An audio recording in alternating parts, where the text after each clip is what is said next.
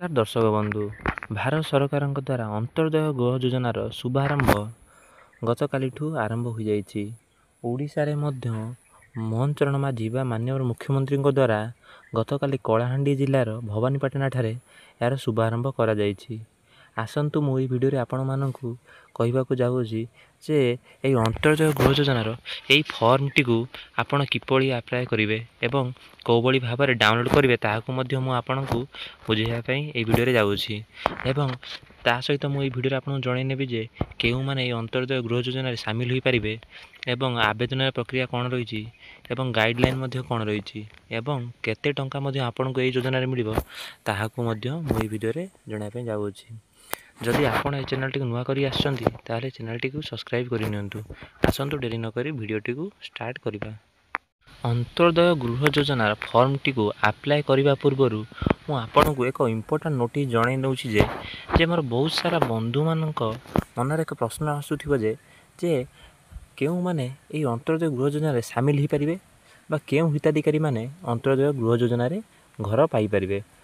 मु सरकारंकर गाइडलाइन अनुसार कहबाकू जाउ जे जेउ बंधु मानकर घर जेकोसी एक प्राकृतिक विपर्यय हो बा बन्या बात्यार घर नष्ट हो जाइछि सेही हिताधिकारी मानकू अग्राधिकार बा सेमानकू अत्यधिक गुरुत्व दिया जिवो जहाँफल तांकू प्राथमिक स्तर रे घर मिलवाकू जाउछि एवं जेउ बंधु माने अनाथ अछंती बा सेमान घर पुड़ी जाइछि बा सेमान कोनोसी एक गुरुतर रोग रे पीड़ित अछंती जथा किडनी जनित रोग हो बा कैंसर हो बा HIV रोग रे हो जदि सेमाने पीड़ित अछंती सेमानकू मध्य प्राथमिक स्तर रे गुरुत्व दिया जिवो।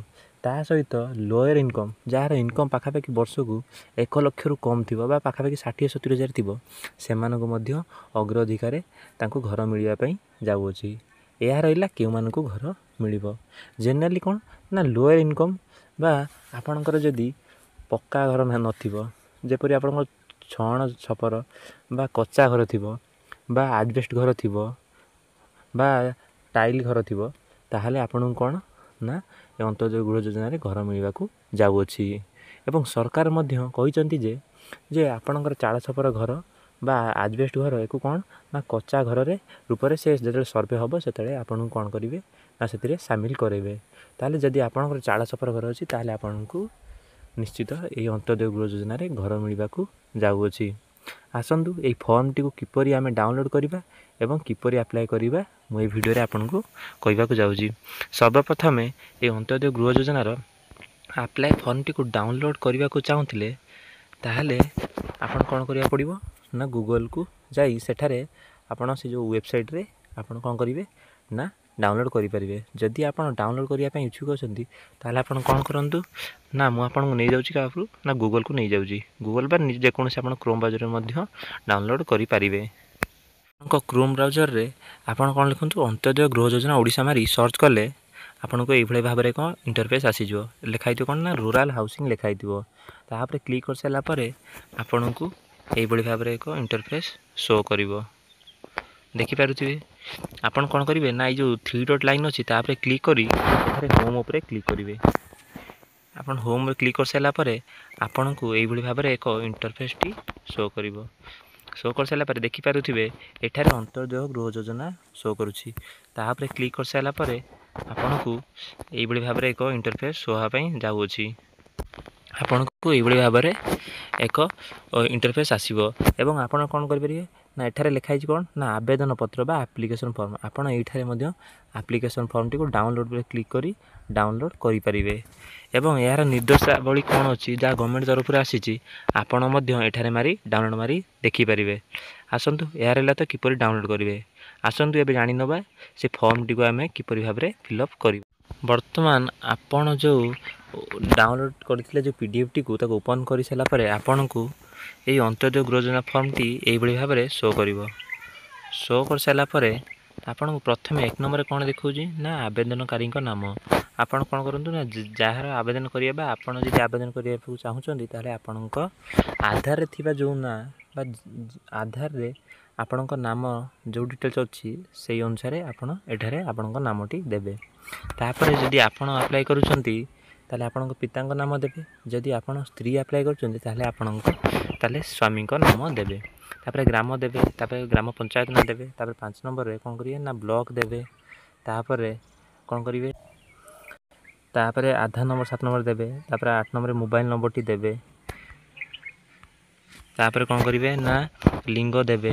ତାପରେ ସାମାଜିକ ବର୍ଗ ବା ଆପଣ କ'ଣ, ଯଦି ଜେନେରାଲ ହେଇଥିଲେ ଜେନେରାଲ ଦେବେ, ଯଦି ଏସି ଦେବେ ବା OBC ଥିଲେ OBC ଦେବେ। ତାପରେ ଯଦି ଆପଣ 40% ବା ଅଧିକ ଭିନ୍ନକ୍ଷମ, ଯଦି ଆପଣ ଭିନ୍ନକ୍ଷମ ଥିବେ ତାହେଲେ ଭିନ୍ନକ୍ଷମ ହଁ ବା ନା ଦେବେ। ତାପରେ ଜନ୍ମ ତାରିଖ ଦେବେ। ତାପରେ ଆପଣଙ୍କର ବୟସ ଦେବେ। ତାପରେ ଆପଣଙ୍କର ଯେଉଁ ବ୍ୟାଙ୍କଟି DBT ଅଛି ବା ଆଧାର କାର୍ଡ଼ ସହିତ ଲିଙ୍କ ଅଛି ସେଇ ବ୍ୟାଙ୍କର ନାମ ଦେବେ। ତାପରେ ଆପଣଙ୍କର IFSC କୋଡ଼ଟା ଦେବେ ବା ଆପଣଙ୍କର କେଉଁ ଶାଖାରେ ଅଛି ସେଇ ଶାଖାଟିର କୋଡ଼୍ ଦେବେ। ତାପରେ ଆପଣଙ୍କ ଜମା ଖାତାର ନମ୍ବର ବା ବ୍ୟାଙ୍କ ଆକାଉଣ୍ଟ ନମ୍ବରଟି ଦେବେ।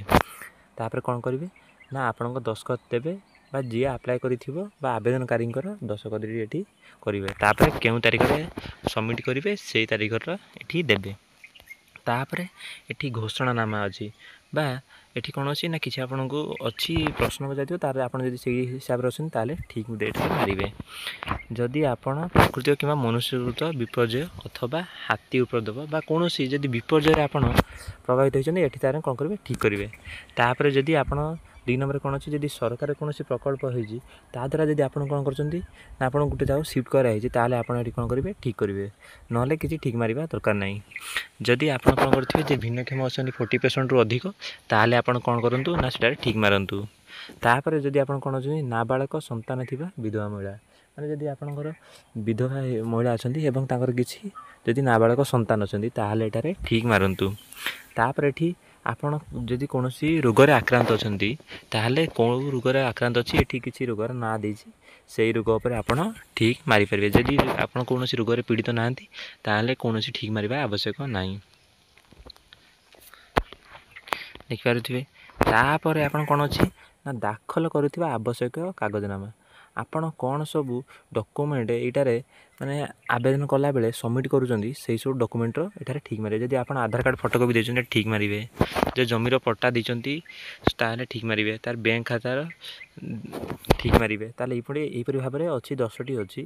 ଆପଣ କ'ଣ କରିବେ ଯେଉଁ ଡକୁମେଣ୍ଟ ଦେଇଥିବେ ତାପରେ ଠିକ୍ ମାରିବେ। ତାପରେ ମୁଁ କ'ଣ କହୁଛି ନା ଏଇସବୁ ସବମିଟ୍ କରିସାରିଲା ପରେ ଲାଷ୍ଟରେ କହୁଛି ସରକାରଙ୍କ ଦ୍ୱାରା କ'ଣ କରାଯାଇଛି ନା ଏକ ଘୋଷଣା କରିବେ ବା ଗାଇଡ଼ଲାଇନ୍ ଅଛି। ଆପଣ ଯଦି କ'ଣ ନା ପକ୍କା ଘର ନାହିଁ, ଆପଣଙ୍କର ପକ୍କା ଘର ନାହିଁ ତାହେଲେ ଆପଣ କ'ଣ କରିପାରିବେ ନା ଏଇ ଫର୍ମଟିକୁ ଆପ୍ଲାଏ କରିପାରିବେ।